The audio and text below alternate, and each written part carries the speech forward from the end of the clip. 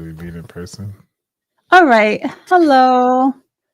We are live. I am We Lisa are J. live. I am Lisa J. Stocks. Oops. You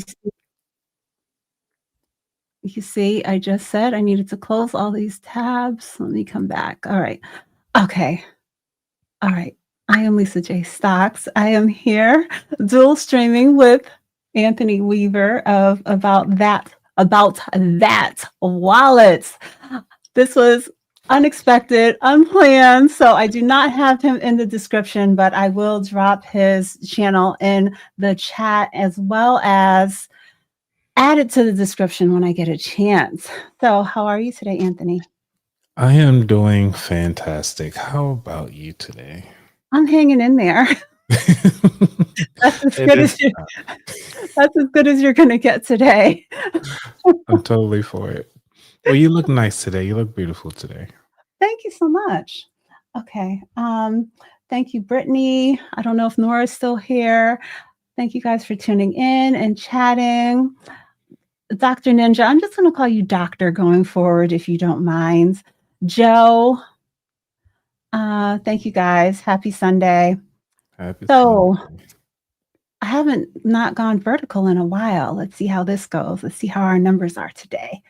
So I wanted to just chat about, some of the earnings from this week. I did post the earnings calendar for this upcoming week to my community wall, which I usually do, especially if there is really notable earnings. Some weeks I skip it because there's nothing really exciting up there. But check that out. Palantir. We have some more big names coming up this week. Palantir's tomorrow, I believe. Trying to remember off the top of my head. Let's see. Who do we I got you have? in the back end. I can search. Okay, so we have tomorrow, we have Palantir, Hims and Hers. On Tuesday, we have Pfizer and Uber. Wednesday, we have Qualcomm. Is that one of your holdings, Anthony? No, it's one of them that I really wish I had got into when they first announced when back in, I would say, almost early 2000s. Okay, I I remember know when they that first came that's an out. area that you definitely have, those positions built up in. And then, IONQ though. I mean, hmm? that's why I say IONQ on Wednesday. Yes, for sure. Okay. And who else? Robinhood also on Wednesday and Marathon Digital. Let's see, who do we have on Thursday that's notable? Cel- DraftKings. Hmm? oh yeah, Celsius as well. I know that some people are very excited about them. Okay. Okay. So And check that out if you are into those individual stocks and not one of my ETF and index fund fans out there. Um, I actually had a shift this week. The most popular thing that brings people to my channel, well, I'll say the most popular fund that usually brings people to my channel is FXAIX. mm, But over the last week, it shifted to something else, and that is SPMO. So SPML. SPMO. Not familiar with that one? No, not at all. It's the momentum ETF that tracks 100 of the S&P 500 stocks. Ooh, okay, I see. Yes. So Yeah. it's a newer addition to my portfolio. Mhm. The last video that I did on it, I had just gotten to 100 shares and I have that in my IRA. Yes. Congrats. Thank you. Long-term hold. I'm continuing to build on that one. But I wanted something with a bit of a different twist, more aggressive growth than that standard, S&P 500 or total U.S. stock market. Do you have anything like that in your portfolio?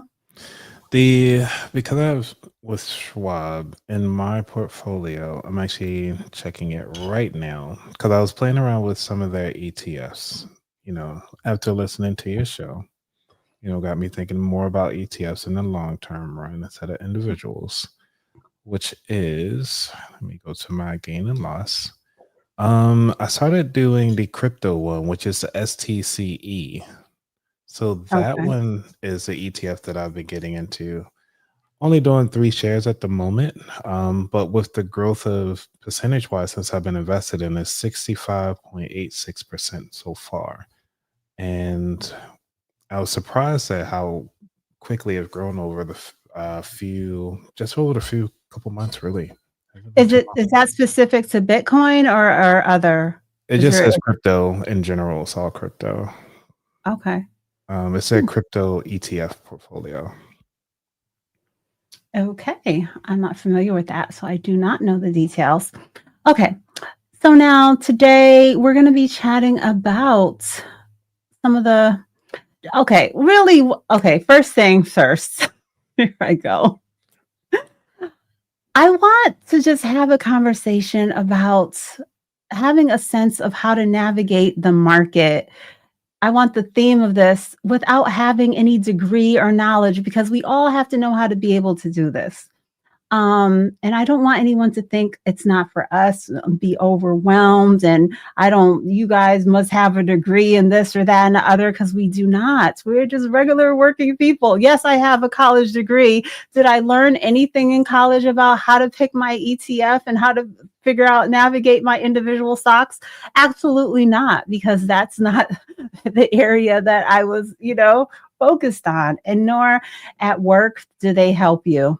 And when Fidelity does come in for a visit, the insights and things that they shared have not been all that helpful compared to what I've been able to accomplish on my own. So, what are your thoughts on that? Just like being able to have a sense of the market as a regular person. As a regular person, one of the things that I kind of wish I took advantage of was actually during middle school, if not high school. But I think it was definitely middle school where one of my teachers was it middle school? High school, I'm sorry. It was early in high school. One of my teachers was actually teaching us how to actually trade in the stock market as if we were real people. We had tickets to say buy, one that said sell. And as a classroom project, he had everybody split off in two different sides. And we had to really look at the board, see what it says, and we had to try to buy and sell our individual shares. And back then, I really wish that I had taken advantage of that and really delved in it more at home. But when you're in a impoverished neighborhood, you just kind of figure out, well, how do we even get food on the table more so than trying to learn about the stock market? Definitely. And when you get older, it's kind of like as an everyday person, it's sad that we had to figure this out early, like later in life, than if our parents were like more involved in this process. And at the with things in our hands right now, literally we can just buy and trade for about $1, where you didn't have that back then. And when I say back then, I'm thinking about like the early 1990s, late 1990s, when I'm talking about like middle school, high school. So Mhm. yeah, I'm aging myself here, but I'm forever 30. That's what I'm gonna live with. but that's how I feel about the stock market nowadays. The way how things are going, it's really in a sense now the power's in your hands. There's pretty much no excuse on why you can't get started, even if a basic ETF. Yes. So I also took a class, and I'm pretty sure it was in college, but I did not incorporate that into my own life. Just like you're saying, you were younger, it would have been a more of an obstacle for you, but I was working. I was, of age, and I still didn't. I used to have to I used to he gave us a few options of what we could do. And I know one I chose to watch Jim Cramer and do my paper or my analysis that I have to do on a weekly basis based on that. So my family was used to seeing me watching. Yeah, is it Jim Cramer? He's the one he Yep. used to have all the sounds and yeah. Hmm. So my Like family the they sounds. knew that I was doing my homework when they heard all of that going on. But I still at that time wasn't incorporating it into let me go really figure this out for myself. Even though I was doing a mock portfolio in the class, I still didn't do it. Thanks, Britt, for checking in. So, okay, we need to. just spread the word. That's what I'm trying to do over here Yeah. because there's so much opportunity. And in my live yesterday, I was saying that I thought that I had calmed down and I was kind of in a place where I thought I had put my work in. And now I've been shifting to say, like, yo, I need to work harder. I really need to, just keep on evaluating my portfolios, keep on just building, growing, making sure my savings are on point. And I know with your situation of being so heavily impacted with the furlough situation, more than you're feeling it even more than I am. I'm feeling it from watching the headlines, but you're actually like living it. Yeah. So I can tell you this. It's almost like not even the haves and have nots. It's more so the working and not working. I can tell you that at least from the feelings and the stuff that we're getting from the federal side, that's the ones who are furloughed and the ones who are considered exceptional. Obviously, can't go into detail, but all I can say is that you have your feelings. Like work is kind of different. Now that you understand that people who are not working can still collect the full paycheck, even though the ones who are actually going to work might not get a full paycheck, or we don't know how that's going to work out because we don't know what the policy is going to say. Because for on one degree, it's like we had to track our hours, and then the other degree, the people who aren't there don't have to track their hours because they're not working. So mhm. it's like, well, then what's the point of us tracking the hours if we are going to supposedly get paid the same? So what does that look like when the lights are turned back on? And so how does it impact our finances? We don't know what the paychecks are going to look like because you have a lot of things that are unpredictable for it's like the hours put in versus the ones that weren't. So we don't know. Yeah, that's a situation that, no one should have to be in. We have enough stresses without you having to wonder how long it's going to take you to catch up. Wonder if, the powers that be are going to just take everything into account and like not let your credit be impacted and things like that. It's really not fair. But Oh, but I could I tell think you this.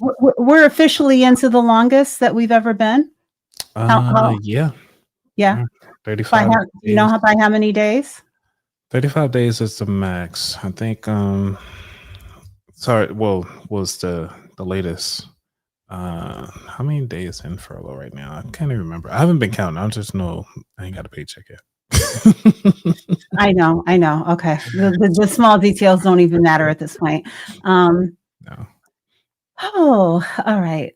But the stock market has been very helpful. So that's why I was like, you know what? This has been great because I was able to actually cash in some shares to kind of help with day to day life. And I was thinking about that. It's like, why do we even invest in the first place? And we invest because we want to utilize the money to kind of make life a little easier. Um, and ultimately, you got to cash out eventually if you want to kind of live off. Like you putting all this money in, and then it's like, well, when do you take it out? Yeah, When is appropriate? And I think for the people who are invested, if you don't want to fall back on any of your credit cards, you don't want to fall back on anything like that. The best thing that you can do is to pay off your credit cards because where else are you going to get 29% growth on your credit card because they charging you about 29% mhm, for fees. So yeah. just kind of put that into placement. I haven't gotten there yet. I've never had a situation as of yet that I sold in order to immediately use the cash. When I sell something, I've been putting it right back into the stock market. So I actually teased last week and I said that I sold something and I did put Did it in you? my video. Did you see the video? Yes, I did. Do you know what I sold? I can't remember what you sold, but I did watch part of it. Okay. Yeah, Anthony probably caught a typo in the video. I'm not sure if that was the one. Um, so Anthony has caught more than one typo in my videos and reported it to me. Why you gotta put me out there? I was supposed to be No, private. that's very helpful. It's very helpful. The other people must not be paying as much attention as you. It's the truth, guys. Um, So I sold more than half of my Disney shares the week before last. I think it was on October 22nd. Yeah, my Disney stock, it has done nothing since I've been holding it. I got started and when it was like $160, I think. Mhm. I put it in the video. I put the detail in the video. My average was high. The first day that I invested, the stock price was much higher than it is now, and then it went down below $100, around 100, and I think currently it's not anything more than maybe 110, 120. So I get it. I was getting my dividend after I think it was reinstated. I think that one might have been off for a while. It got reinstated while I was holding, but still was no reason for me to continue to hold. I had like zero Mm. growth, zero growth. And I don't like seeing that. I like to say, and that's was in my growth portfolio. So there's no reason it wasn't a dividend investment.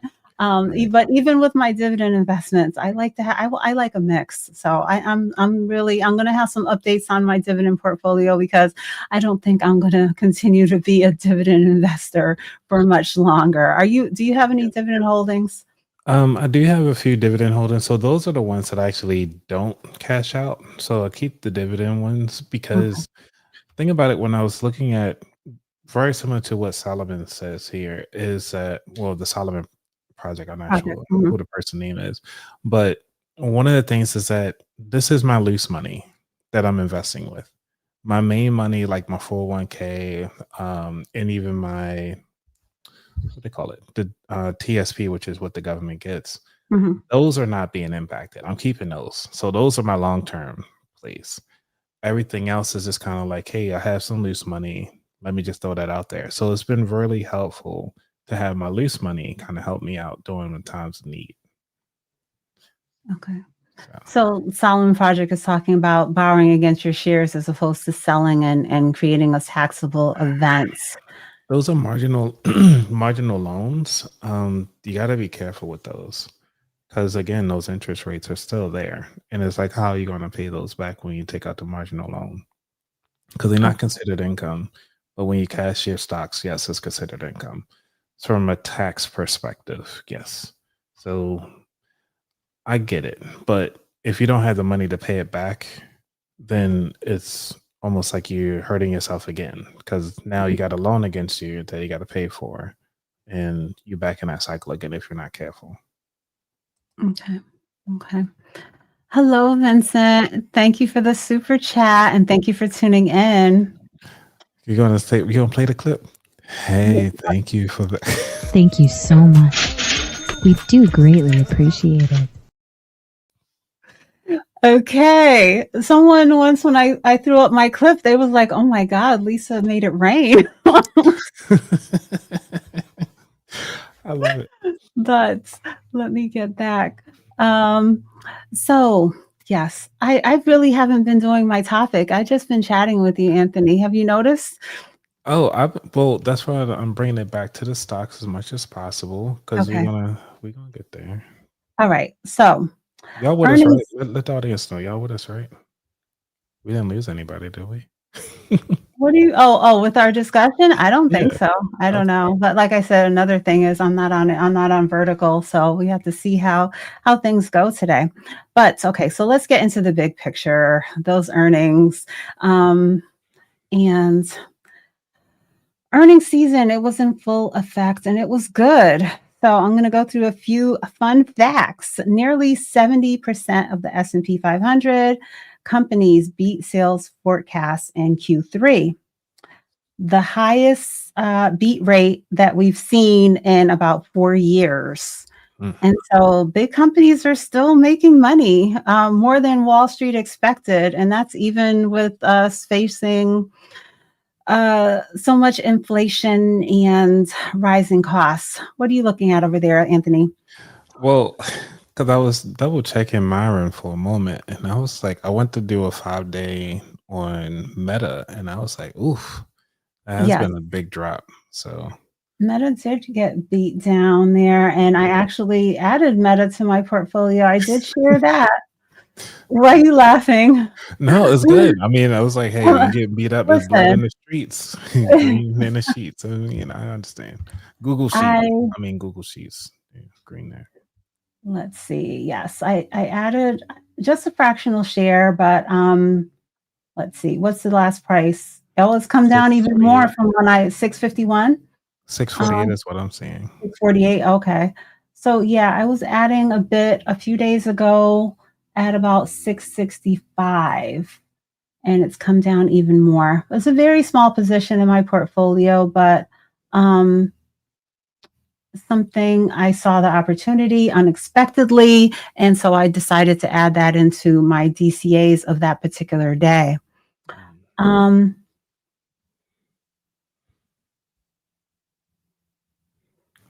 Liberation Day. Okay, yeah. Everyone, a lot of things. 52-week low was around Liberation Day. I think it was March was it? Oh no, April 23rd. That was a horrible day on the market. A couple of weeks after Liberation Day, but I think that was the day of the biggest dip. Okay, so another fact, the S&P 500 is in 1% of its all-time high again. So we've already had so many already this year, but I think we'll be having more coming very soon. NVIDIA became the first company to ever hit $5 trillion market cap. And so I've been feeling like I made the decision to make sure to incorporate ETFs as well as my individual stocks, but it's actually nice to see like what was going on. The S&P 500 with all of these names really having those strong earnings. The S&P year to date, as of when I took the screenshot, which was very recently, is up 17.47%. But some of those big names that are at the, have the largest market cap in the US are below that. So by having all of those companies together, you really are able to benefit from having that support and stability in your portfolio, which is what I'm striving for. And this is just my personal preference of how I build my portfolios. But at the same time, I have direct exposure to these three companies that are currently year to date on a year to date level, not beating the S&P. And so those are Apple, Meta, which we just talked about, and Amazon. So do you hold any of the, those regular known blue chip stocks like you were mentioning, Coca-Cola or the Mag 7 stocks in your portfolio? I do not as an individual, but I do, like I said, most of mine is just quantum, and even still on my self-directed, I keep in the quantum there, but the individual investments, it's mostly quantum. And one, I would say, I want to call it a real estate company, but it's really not. But it's Iron Mountain. I know what that is. Yeah, so it's one of my dividend companies. I really like them. Yeah. I've worked for companies where we use them for storage. I've actually had to go into years ago, I had to go into the Iron Mountain facility to go find some documentation. Yes. Yeah, and I had to go through them too but I guess working for the quasi-government. I'm not sure if NASA's quasi-government, but whatever. Had to do the same. Okay, so we've been using this term of blue chip stock today. And just to let you guys know, if you're not familiar, it is an established company, 20 years of history of showing us that they have been achieving consistent profits. They often pay dividends, not all the time, but they are those companies that you can pretty much add to your portfolio and know that it's going to be highly unlikely that they're going to be like going to zero, causing you a lot of stress, potentially not recover when we go through a rough period. Any other insights on that? Did you want to share? No, excuse me. No, but one of the things I would just say, now that we know the definition, when you start looking into your company's 401k, you just don't know what to invest in, and you just see like what are these different stocks. Now you at least know what the ETF, when they call it the blue chip stock, is providing you. So Okay. So some interesting. some of those companies, I think I'm not sure if we were already recording when you were mentioning Coca-Cola. Did you have a list there with the 10, Anthony? Yes. Well, So I yeah. have the 10 here. We have AbbVie, ABBV is a ticker, which is a healthcare industry. The dividend is at 3.5%. We have AT&T, which is communications, which is at 4.0%. And these are all the dividends, by the way, that I'm reading off percentage wise. We have Cisco Systems, CSCO, which is under the technology industry. This is at 2.5%. We have Coca-Cola, which I was surprised that was there. But by the definition, it makes sense. Which Mhm. is consumer staples, which is at 2.8%. We have IBM, International Business Machines, under the technology industry, 2.5%. JP Morgan, JPM is a ticker under finance, and they are at 2.1%. Johnson & Johnson Healthcare, which is at 3.4%. We have Novartis. I haven't heard of Novartis. Yeah. Novartis. I'm sorry. Novartis. NVS is a ticker. Is a healthcare industry, which is at Yeah. 3.4%. You got two more here. And we have Philip Morris International, or PM is that ticker. Consumer Staples. I don't even know what they make. Which is 3.0%. And then last we have Wells Fargo, WFC, under finance, and that is at 2.1%. Yeah. So a lot of names in there. Some of them are not as common as others, but definitely Johnson and Johnson. Some others would be like Visa, Apple, those names that we've known and heard going back decades now. So Apple is one that recently hit an all-time high. I put a poll. I couldn't find the results of my poll question. I don't know if I took it down, but the iPhone 17 sales really were impressive, and Interesting. that's surprising to me. I said that's interesting.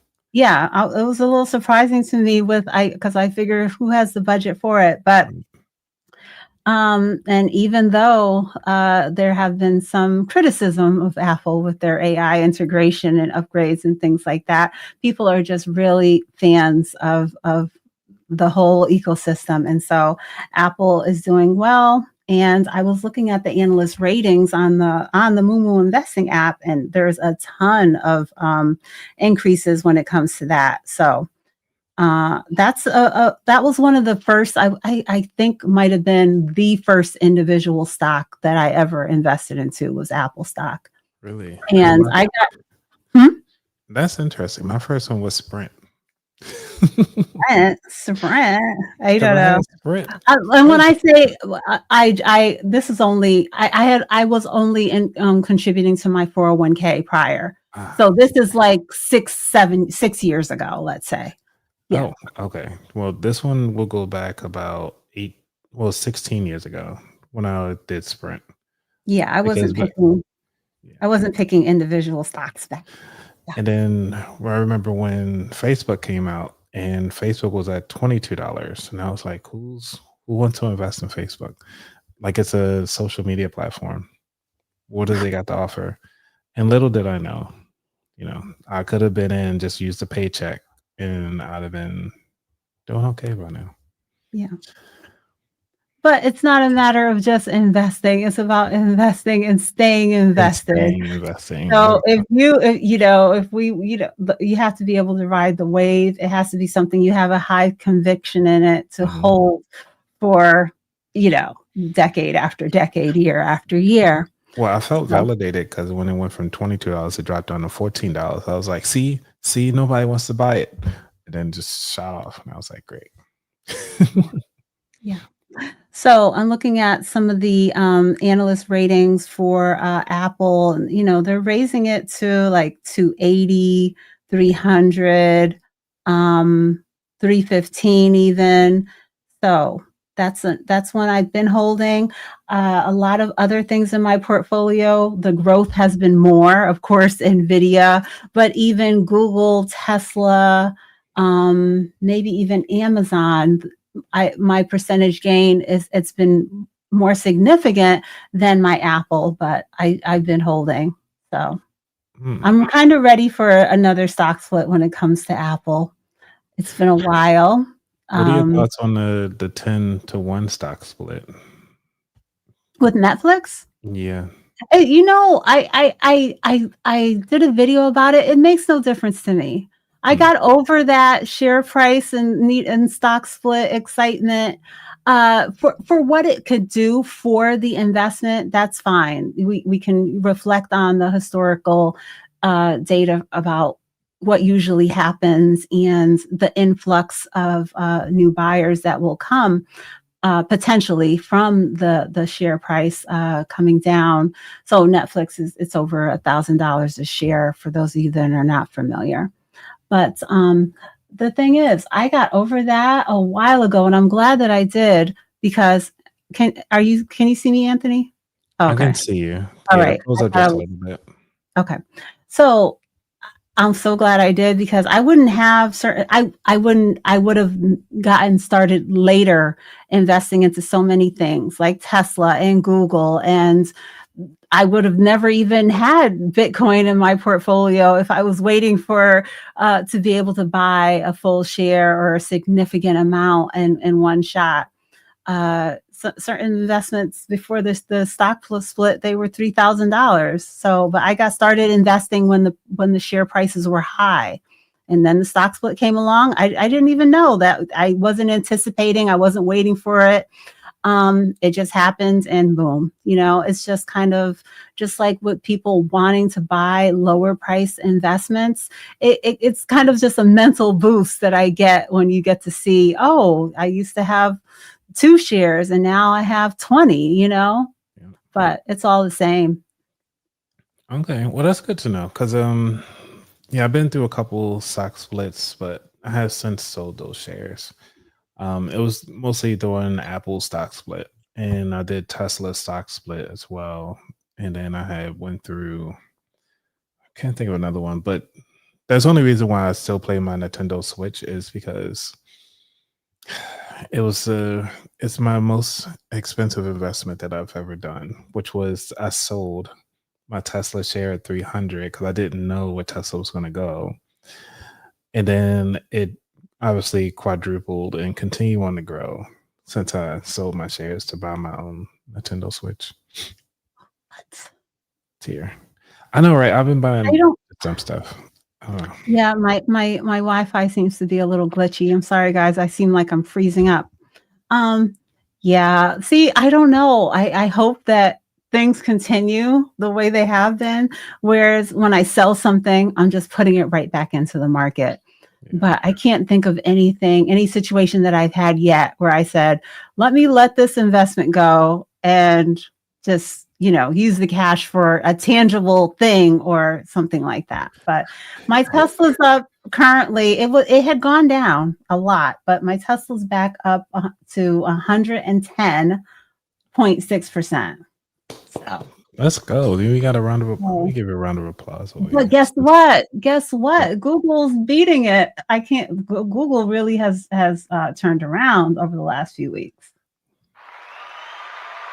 I'll give you a little round of applause. It's give Elon the applause. Let's see. Oh, so did you want to touch on those $20,000 robots?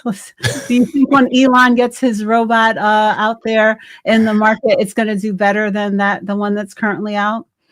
Yeah, so let's talk about it a little bit. Well, let's talk about the industry because we already talked about the stocks that are going to be impacted by this. So, oh, whoops. So there's for those of you who don't know, there's a $20,000 robot that is for sale that you can put in now. I believe it's only $1,000 to get into it, but it's coming for the year 2026. This is coming from futurism.com. And it pretty much, this robot will arrive on your doorstep in a big box, and I think it only weighs. I think they said it was around like 66 pounds, but it can lift up to 120 pounds, which is pretty good. And actually has full AI brain. That's originally what they want to try to market it as. That it has an AI brain to kind of walk you through anything from if you need to fold your sheets, put dishes away, turn off the lights. Pretty much, you'll be walking around your house doing Yeah, stuff. what I've seen so far, I was not impressed with the folding of the laundry, the loading of the dishwasher, and going to the refrigerator to get a drink. Yes. Uh, these tasks were taking three dishes into the dishwasher. It took like 15 minutes. Getting the drink from the refrigerator took about 10. So I was not, I think there's a long way to go. So I hope that um, some of these other companies don't jump the gun and put out their product too soon, because I didn't see much going on there. Now, keep in mind, is which I thought was actually pretty interesting, is that you can actually remote control this. So imagine the ability. So if you have a child at home or something like that, you can watch your child with this robot just staring over it, which is kind of weird. Or just be in another room, they can audibly hear something and you can slowly walk yourself over there to do things, but you're actually in control of it. Now, that's one thing versus, full autonomous uh, product, I will say, or an entity in your home doing this. And it's kind of almost like freaky at the same time. Not Yeah, I sure. have to get more of an understanding of what the capabilities are, because yeah, okay, so I tell it to start the washing machine, put the clothes from the washer to the dryer at 2 o'clock, and do this at 3 o'clock.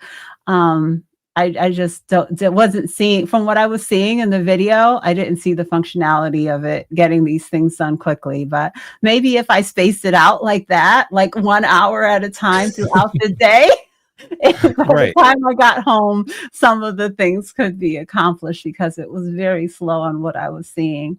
Uh, but yeah, different things. So And, but with that, I mean, I would say if you think about the technology that's behind it all, so if this going to go large scale, what GPUs are they going to be using? What motors are going to be utilizing it?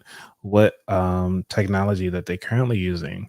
Because I'm thinking about the Facebook Oculus would be a great opportunity to kind of get into this with this virtual realm and feel of it all. And also you have the you also got to think about, okay, well, what other uh drivers of this, are there other chip makers that are going to be importing into the GPU process? As far as like AMD, maybe AMD is going to kind of sneak into here instead of Nvidia. Are they going to leave room? Because you imagine a Samsung washing machine, refrigerator, you have a Samsung TV, they all communicate with the Samsung robot now.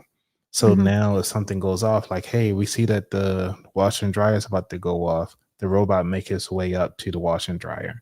Or like, hey, we noticed that because some Samsung refrigerators actually tell you what items you have inside the thing. It could Yes. actually text you or some form of way communicate with you that hey, we need to order more of this if you want to have this cooked for you tonight. Or I just think this is another freaky part. It actually orders DoorDash, opens up the door, bring in the food from DoorDash, closes the door, and then have the food prepared for you. So by the time you come home, everything is already laid out. If you need it reheated, it'll reheat it for you. I'm just thinking of the possibilities. Yeah. Yeah. So if you could have this in your home today at no cost to you, would you have it? No, from a You wouldn't? security standpoint, it's just really weird. Like, I need to know where the data being stored. Is it encrypted? Is it encrypted in transit? Is it encrypted during storage? Do I get to control it all? Do I get to have a full server in my house? Or is it all done in cloud based somewhere else that's a third party might have access to it? Similar to Okay. like how the Roomba was when it was actually they had to turn it on and off. Well, they had to turn it off, where it was actually mapping out each room in your house and letting you know when somebody's actually there. That is actually a security risk because it's now okay. Now we know all the how your room and house is laid out. It's really I just wonder what you were going to say because you seem like you were talking quite favorably, but then I'm like, you can have it for free. And then you're like, nah, I'm good. I mean, it sounds nice, but I don't think I'm ready yet. Okay. Um, All right. Let's see. that's right. I can do So so much. overall, you would say that your portfolio, are you the richest that you've ever been, Anthony? No. You're not? Okay. Because I'm still What's in the going on learning with your phase. portfolio? What's pulling back? Oh, you said what? I feel like I'm still in the learning phase because I've been doing a lot of shifting in my investments. So the reason why, because the stupid shutdown has been kicking my butt, but also other life things has been impacting the way how I invest as well. So just trying to Let me apologize. I'm sorry if that was an insensitive question with the furlough going on right now. I just meant your portfolio, but not your, Yes, my portfolio, yes, it's doing well better than I have. I think you might have taken it to a deeper level, and I Yes, do apologize. I thought Okay. you meant more personal than just the Yes, I know it's a hard time right now with the up in the air on getting caught up on the back pay and the whole process and how it's going to come about. But your portfolio, your choices, your retirement accounts are everything is doing really well, surprisingly, how quickly everything has rebounded. And then also just because I'm doing with my traditional TSP and the investments that I have there has actually doubled within 12 months, which is great. So just been playing around with a lot of investments that way, just doing different allocations. Okay. So what you shared about selling some of your Tesla, do you consider that to be like a panic sell, or do you just feel like you didn't think the company was going anywhere?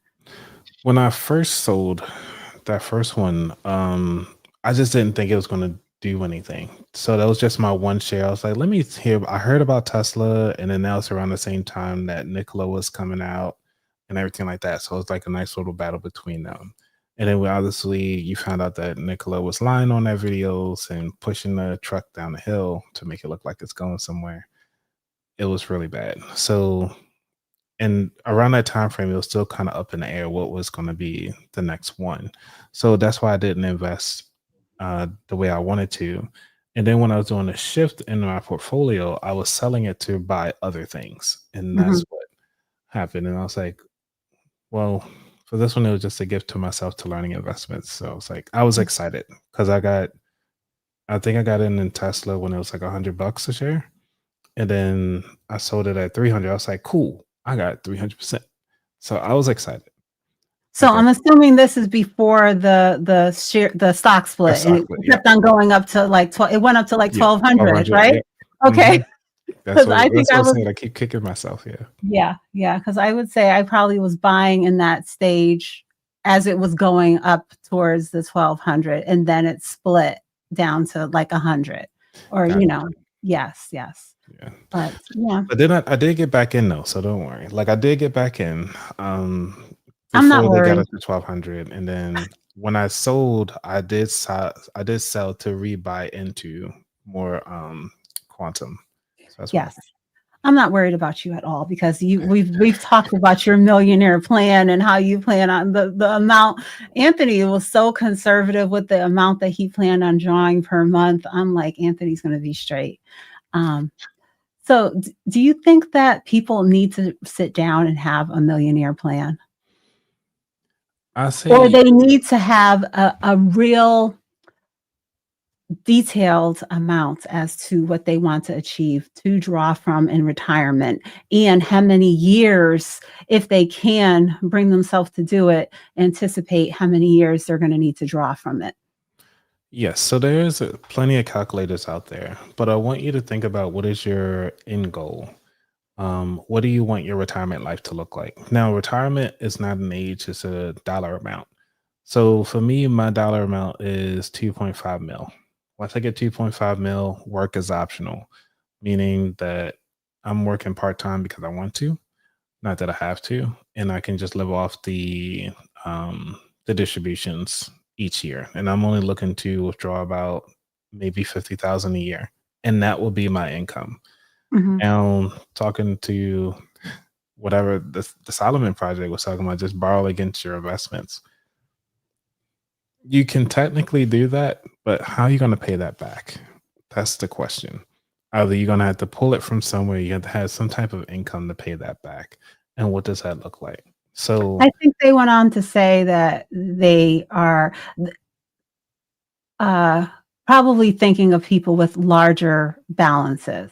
yeah. And yesterday they shared that they were worked in the finance business as a financial advisor when they were working. So Yeah. But the it's point of view might be a little skewed, but the way the comment they admitted that they might be thinking of more substantial portfolios in order to navigate it, not probably where we are currently at with our investing journey. So. that makes sense. But it's still you still got to have some type of income. That's my thing. It's like to pay off whatever loan you taken out. Mhm. Yes. Whether you're selling the stocks, which is considered income, or if you go to turn that money to flip it into something else, which is considered income.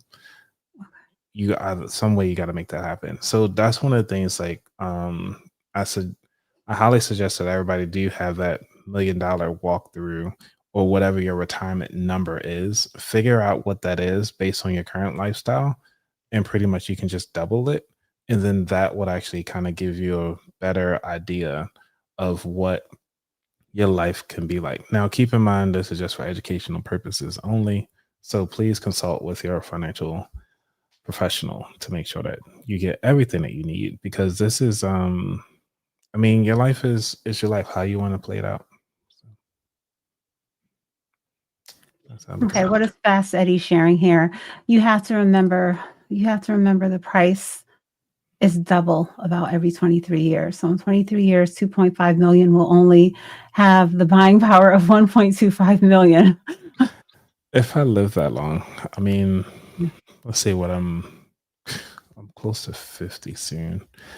So yeah, I mean, maybe it'll be fine, but I need to fast track my way to 2.5 mil. So Mhm. to make it happen. Yeah. No criticism from me on that amount and the way that you have your intention to draw from it. I think a lot of people don't have a goal, and if they do, it's not nearly as significant as that. So, I mean, What about you're you? Do you have a something. $1 million goal? I do. I do. I not quite 2.5, but it is over a million. So 5 million? no, it's less. It's less than your goal, but it's over one. It's not Okay. five. That's Homebody Trish, Kevin. Let's see, SBK. Thank you guys for tuning in. Lucy Pipeline. Thank you guys for tuning in and chatting. Maybe we got a tuba chat and That's Kevin. it was going to Well, I mean, I like his show. I always call him tuba chat. Oh, okay. Okay. I'm just making sure you knew who I was talking about. There's so many names I have to remember because when I'm so glad that I just built Melissa is a part of my name, so you guys don't have to remember like you about that wallet. I know. A lot of people say about the wallet as well. That's why I have to say it in that obnoxious way. That's my way of I told you this before. Like my daughter had a new friend that came over for the first time on Halloween. Mhm, And I'm just like looking, I'm like, how am I going to remember this friend's name? Because mhm, I like to play little games. She had a different friend. I don't mhm. even know if I should say his name, No, you don't have to but say it in but publicly. his name was in a particular song, a very Mhm. popular song, and so I associated it that way. But I have to play little games in order to try to remember things. Well, when you Um, learn to remember people's names, please share because I go to a lot of conferences and I meet a lot of people. And that's one of the things that I'm trying to figure out is the best way to remember somebody's name. They always say try to do the parroting technique, which is like, hey, I introduce myself, like, hey, I'm Anthony. You say, oh, Lisa, do this some fun stuff. And I was like, oh, Lisa, I really loved your shirt, Lisa. Tell me more about yourself, Lisa. And I'll say at least 3 times. So then I was like, say okay, repeat. Okay. yeah. Yeah. And Tell me more about I, yourself, Lisa. what happened there? Mm. Did we say something that sounded like Siri or something? Let me not start because everything will start turning on. Oh, gosh. No, usually when I meet someone and I want to try to remember their name, it could be anything. It could be the color of their hair. It could be they resemble a certain, famous person or a singer or the street they live on. I just try to, it's all different things that I use in order to put it together. So I don't have, there's not one thing that works. So, Okay. um, Well, we can combine notes. Oh, and I like the one what they're saying. Yeah, it's not timing the market, it's time in the market. And obviously I've done a lot of mistakes and I'm learning from them all. So if you find a stock or a company that you're really passionate about, just stick with it. Because like I said, like I've been in the early investments of most of these companies because I remember when they started and I remember when they went public. mhm. And I remember when I invested in them or chose not to invest in them. And now look at them, what, more than 15 years later. Like, honestly, you can be a millionaire in 10 years. I still believe that no matter what day you start, take 10 years from now, the market's always going to be different. So enjoy. Yes. And it's okay. We're talking about buy and hold, but it Yes. is definitely okay to rebalance. And another thing I like to stress is if you do not have a high conviction, if this is something you're not 110% sure that it's going to recover when we go through those especially rough times like we went through back in April, for example, when everything was down. So if you're in that situation, use your stop loss so that you can just cut your losses sooner is my particular advice and how I go about navigating when I add something into my portfolio. I don't want to get stuck diamond handing some garbage that is not coming back from the where. So Did you get a chance to talk about how to do a stop loss in your portfolio? Because people keep saying that, and I was like, I don't do stop losses. I just kind of say like, all right, yeah, I'm gonna just sell it at this limit price, like, or sell if it ever gets to this price. but so how do you know when it gets to that price? You have a alert on and you're not going to be Mhm. driving the car or too busy in a meeting. You're going It's to catch easy. it. How close? Okay. So has anything ever slipped by you and gone Oh down yeah, lower because of the way that you're doing it? yes. So that's the reason why I've been switching to mostly options have gone that way, but from the You individual don't, stocks, yes, Anthony, Neo. don't tell me that you don't put a stop loss on your options. So Neo is one of the companies that slip through the cracks. No, I really don't do too many stop loss because usually I sell before they actually start to lose money on that end. Okay. My options. Yeah. I'm very conservative. Like I take $2. All right, I'm done. Like I'm out. Oh, with your options, you pretty Yeah, much do same day. Okay. I try to, well, not same day, but I try to go within like a week.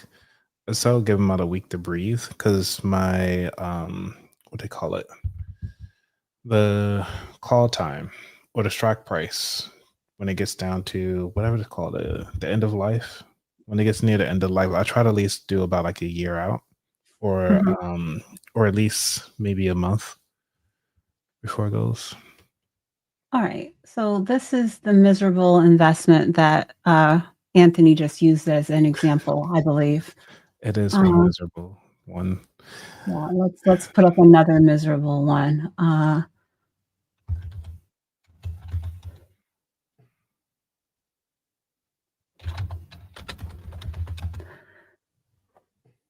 Okay, let's go up Interesting. 5 years.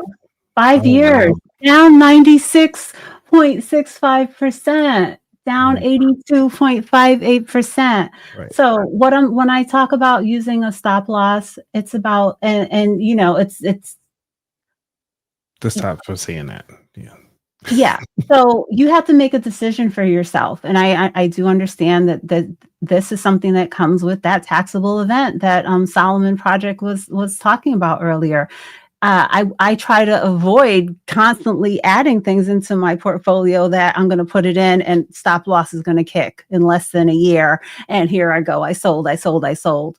Mhm. So that's why I try to stick to things that I believe I can hold for the long term without running into this. But these are some of those type of investments that when we were investing into them, this is back in 2021, this is $50 and now it's $7, so these are the things that you can accidentally get stuck with and have to sell at a huge loss where you could have invested into it and then had a plan of if it drops by 12% or a certain dollar amount, you have that set in the system so that it'll sell automatically.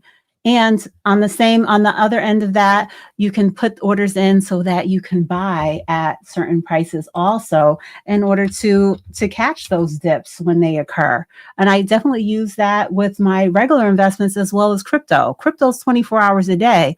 It could be 3 o'clock in the morning when a certain investment hits a price that I've been waiting for. So that's how I, make sure to go about incorporating those features. But I guess from what Anthony is telling me, I need to do a better job of creating a video that shows you an example of how I actually put something on like that.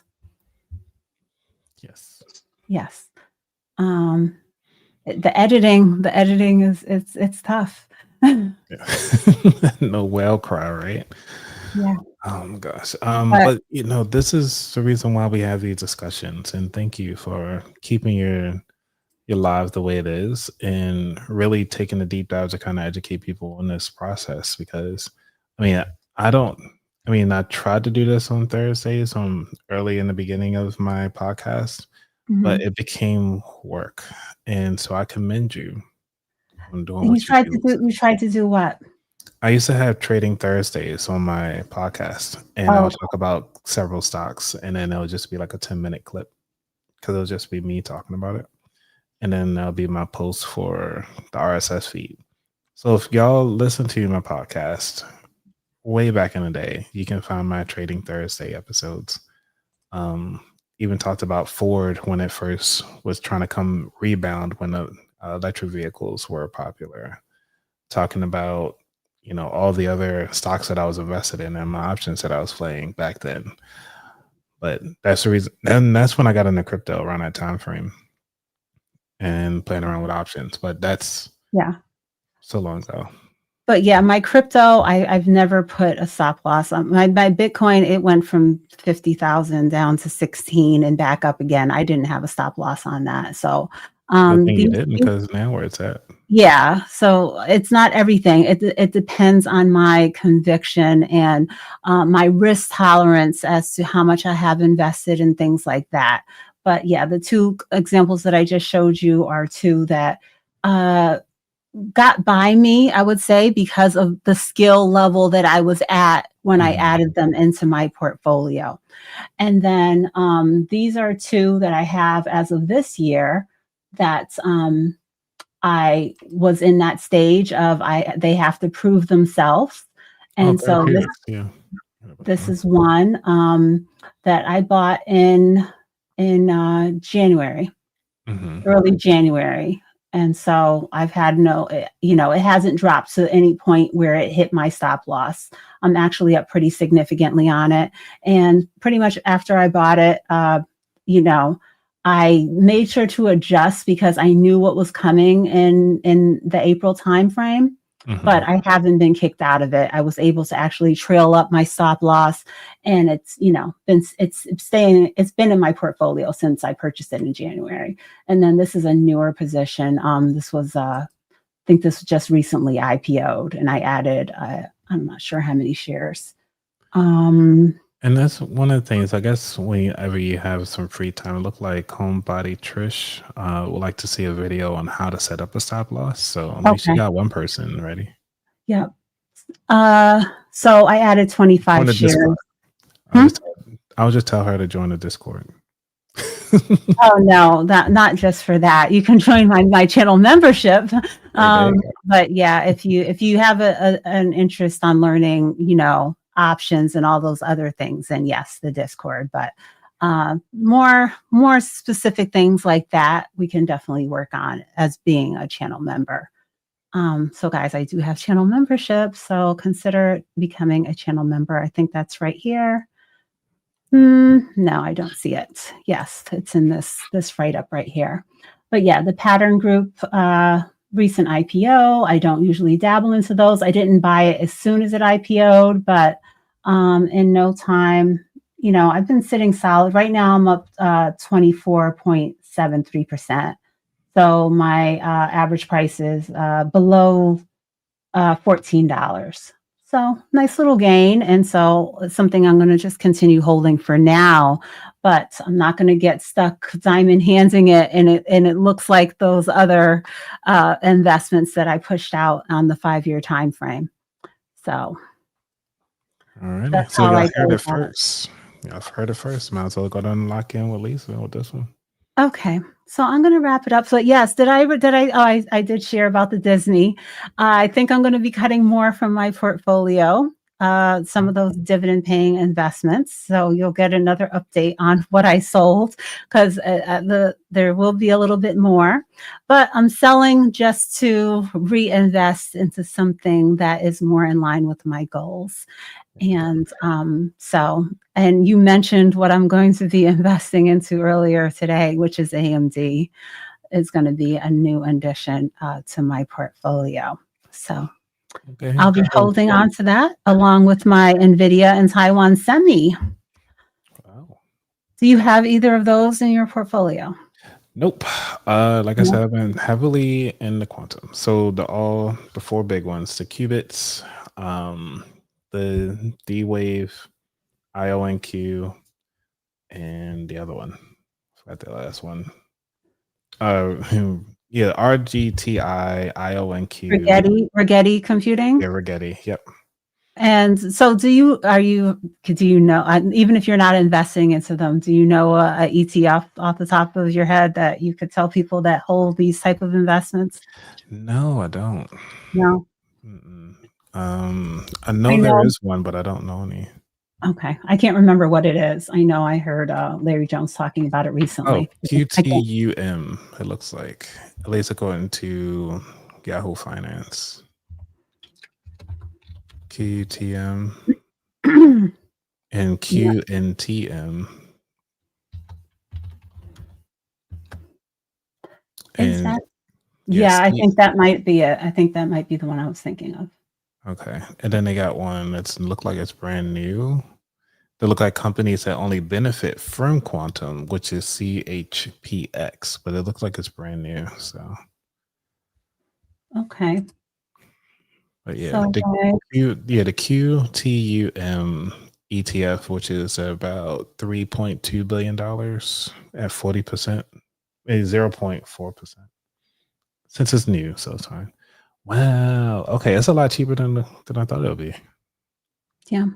So guys, when you get into these ETFs that give you exposure to quantum, healthcare, semiconductors, they may have a higher expense ratio, but with that, you're getting more substantial gains. So you have to do your research when it comes to your ETFs and index funds too, in order to make sure it's truly in line with your goals and that you're not overpaying for fees, that you feel that it is worth the performance that you're able to achieve over the long term. So I do from time to time try to post or stress that People joke about me. I think I saw David in the chat. Here goes David.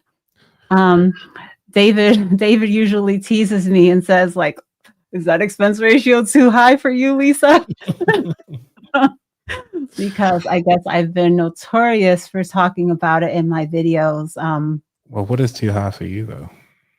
It depends. That's what I just said. I don't know what this particular investment is, but I just have to sit down and really take a look and say, is the fees that I'm going to be paying worth the reward that I'm going to get from the performance? So the SPMO investment, that one is 0.13. So I made my decision, and that is acceptable for my standards for the performance that I'm going to be receiving. But for an S&P 500 investment, I don't see any reason to pay more than 0.03%. That's how you feel? Okay. The S&P 500, what, Anthony? What? No, I mean, I was just curious. I mean, you got somebody managing all 500. You're like, No. I'm talking, okay, so we have VOO, we have SPLG, we have FXAIX. All those come in below that 0.03. So there's no way I'm going to invest into the SPY at 0.09. That's just wasting my money. Right? Okay. Do you agree? Okay. And this expense ratio is pretty high for this quantum one, the ETF one. Yeah, I just wanted to mention that because I want people to realize that, an ETF is nice because it's going to give you exposure to all the names that you're mentioning, the Rigetti and the IONQ or all these different things. But again, could you just bottom out right now? Yeah. There's not that many of them. Mm-hmm. But you have to make a decision for yourself as to, am I in the stage of my investing journey that I am, knowledgeable enough to just invest into these things directly, or do I have to rely on my ETFs in order to, feel secure in what I'm doing? I think the only thing that this portfolio is missing is the IBMs as well, some other companies. Okay. And David was still here. He's laughing at me talking about how he teases me. Oh, I know you're over. I know you're a very stickler for time. Sorry. Okay. Yeah. No, I'm not a stickler for time. I think that's your hint that you're over this. No, because you got on me last time. You was like, "Oh, you hit an hour. Why are you doing an hour?" I was like, "My bad." No. Well, thank you, Anthony, for popping up. Guys, I am Lisa J. Stocks. I am here dual streaming today with Anthony Weaver from About That Wallet. So check out his channel. I will make sure to tag it in the description. And he's doing all his fanciness over there. And I will be, if you are a Discord member, I will be live again tonight at 7 p.m. Eastern Standard Time. So you can check me out again for more stock talk and knowledge and charting and all of that good stuff. So I will see you guys again next week. Anthony, any closing words for today? Just want to make sure that everybody understand that, hey, your personal finance is personal. So if you got to sell something to kind of do your thing, you got to sell it. If you know how you have to make things happen so that you can continue to live in the life that you do, take that opportunity and do so. But really talk to your financial professional to kind of guide you through your life decisions, because, you just never know what's going to happen. Anthony, I think we should come back another time and do a deep dive into the investment calculator and that $2.5 million plan. But I will see if Anthony has time for that another day sometime soon. But guys, thank you guys for tuning in, and I will see you next week. Bye. See ya. Stock it up, stock it up, stock it up, stock it up.